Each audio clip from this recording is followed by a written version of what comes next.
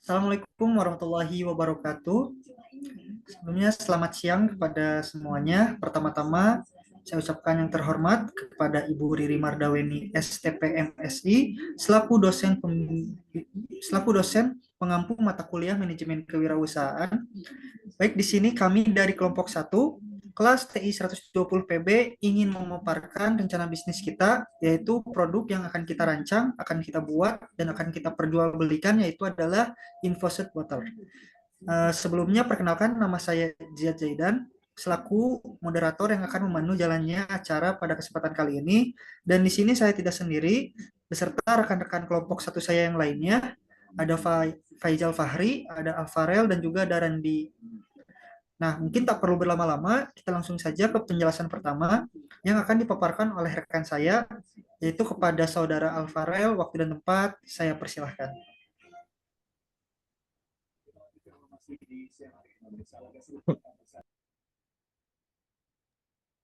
Terima kasih kepada rekan saya Ziad atas waktunya. Di sini saya akan menjelaskan sedikit ringkasan tentang produk kami, yaitu Infus Water.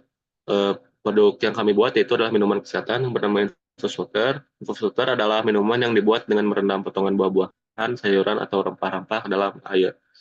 Proses perendaman ini memungkinkan ekstraksi rasa, nutrisi, dan senyawa aktif dari bahan-bahan tersebut ke dalam air tanpa menambahkan kalori signifikan atau gula tambahan. Infus water adalah alternatif sehat dan menyegarkan untuk minuman berkalori tinggi dan beresiko gula. Dengan berbagai pilihan rasa dan manfaat kesehatan, infus water cocok untuk hampir semua rentang usia mulai dari anak-anak hingga lansia. Selanjutnya, sini saya akan menjelaskan tentang sedikit dari deskripsi produk infus water kami. Produk kami tersedia dalam berbagai paduan rasa yang segar dan menyegarkan, seperti lemon dan mentimun, strawberry dan mint, jeruk dan jahe, kombinasi buah-buahan serta sayuran lainnya. Air yang telah diinfusikan dengan bahan-bahan alami ini tidak hanya terasa lezat, tetapi juga memberikan manfaat tambahan dari kandungan nutrisi dan senyawa bioaktif yang terdapat dalam bahan-bahan tersebut. Misalnya, kombinasi lemon dan mentimun tidak hanya memberikan rasa yang segar, tetapi juga mengandung vitamin C, kalium, dan serat yang baik untuk kesehatan. Di sini juga saya akan memberikan penjelasan sedikit tentang analisis SWOT atau SWOT dari produk kami, yaitu Infus Water. Yang pertama ada strength atau kekuatan. Yang pertama menggunakan bahan-bahan segar dan alami tanpa pemanis buatan atau bahan pengawet. Yang kedua rendah kalori dan bebas dari gula tambahan sehingga cocok untuk gaya hidup sehat. Selanjutnya menawarkan variasi rasa yang menarik dan menyegarkan, memberikan pengalaman minum yang unik. Lalu yang terakhir ada praktis dan mudah dibawa ke mana-mana dan mendukung gaya hidup yang sehat.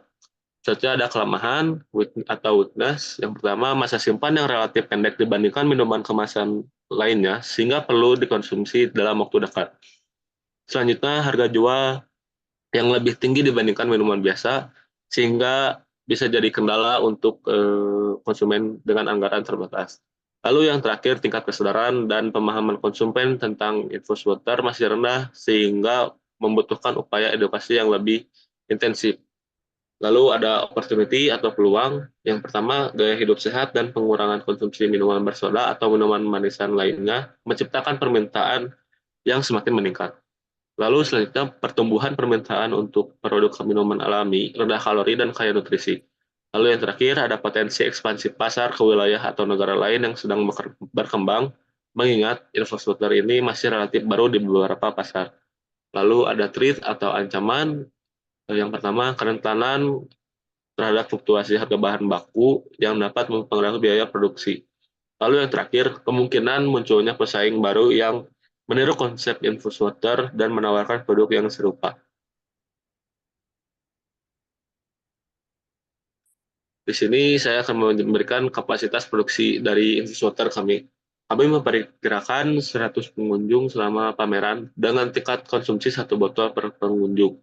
Maka jumlah produk yang akan dibutuhkan adalah 100 pengunjung dibagi satu orang per botol, jadi 100 botol. 100 botol itu dikali lagi 20% untuk stok cadangan, sehingga stok cadangannya itu ada 20 botol. Jadi total rencana produksi dari kelompok kami yaitu 120 botol. Perhitungan ini tentu hanya contoh, angka yang sebenarnya akan bergantung pada konteks spesifik pameran nantinya. Mungkin penjelasan dari saya cukup sekian, semoga dapat dimengerti oleh yang lainnya. Saya kembalikan lagi ke moderator. Baik, terima kasih kepada Saudara Alvarel yang telah menjelaskan.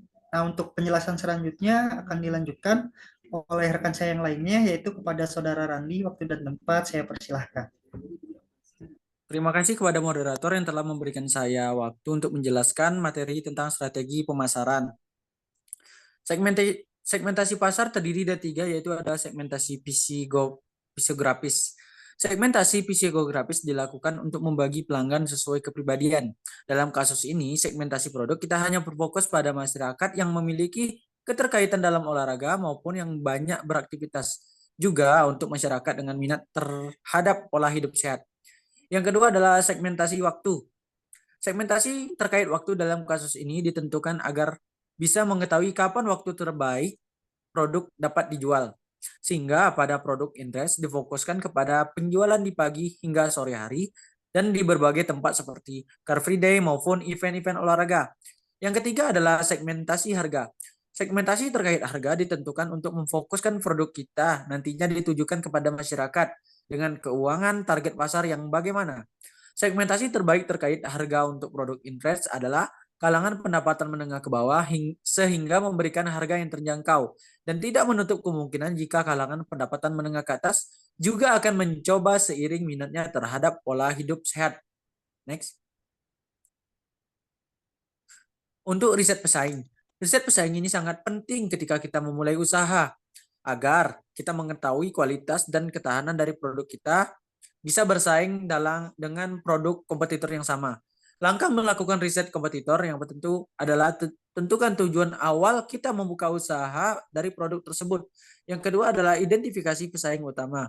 Kita sebelum memulai usaha harus melihat pesaing yang telah memiliki brand bagus ataupun yang telah lama berkecimpung di dunia produk yang sama dengan kita. Yang ketiga adalah memilih platform yang akan dianalisis. Kita melihat platform apa yang digemari oleh tren saat ini. Yang keempat adalah menentukan strategi promosi yang tepat sehingga produk kita mampu bersaing dengan kompetitor yang ada. Yang terakhir adalah evaluasi hasil riset. Setelah kita mengevaluasi berbagai riset di lapangan, kita bisa menentukan langkah apa yang baik untuk produk yang akan kita pasarkan. Next. Hal yang penting ketika kita memulai usaha, kita harus mengetahui marketing mix. Marketing mix itu terdiri dari 7P. Yang pertama adalah produk. Internet dibuat dari buah dan sayur asli sehingga aman apabila dikonsumsi oleh masyarakat. Mengandung berbagai macam vitamin yang baik untuk kesehatan dan kebugaran tubuh. Kemasan internet dibuat unik, namun tetap aman dan mudah untuk digunakan. Produk praktis untuk dibawa kemanapun meski tanpa menggunakan pendingin. Yang kedua adalah price. Price ini adalah harga. Harga per botol yang terjangkau sehingga menarik konsumen untuk membeli. Pemberian promo-promo menarik untuk harga seperti halnya diskon di event-event tertentu yang memberikan feedback ekspor produk yang meningkat. Yang ketiga adalah place. Place ini adalah tempat. Memilih tempat yang strategis yang banyak dilewati khalayak umum yang bersekolah, bekerja, dan berolahraga seperti di dekat sekolah, kampus, dan spot olahraga di kota Bandung terutamanya. Pemilihan tempat juga dilakukan dalam event-event mingguan seperti Car Free Day dan lapangan olahraga di Kota Bandung maupun di tempat event-event olahraga lainnya. Yang keempat adalah promosi. Menggunakan media online untuk memperkenalkan produk berupa sosial media yang sering digaungi sekarang ini adalah Instagram dan TikTok ataupun marketplace dan e-commerce lainnya.